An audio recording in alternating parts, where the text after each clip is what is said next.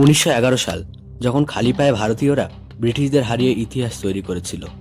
এটা শুধু একটা ফুটবল ম্যাচ ছিল না, এটি ছিল সারা ভারতের আত্মসম্মানের লড়াই, যেখানে বুট পরা ব্রিটিশ সেনাদের বিরুদ্ধে মাঠে নেমেছিল খালি পায়ে 11 জন বাঙালি যুবক।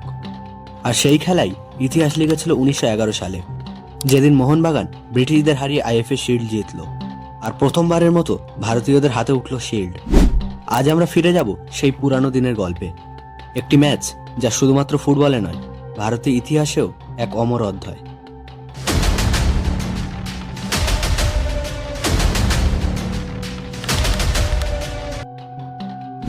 1911 সাল যখন ব্রিটিশ শাসনের নিষ্ঠুর সময়, তখন তারা ভারতীয়দের মানুষ বলে মনেই করত না।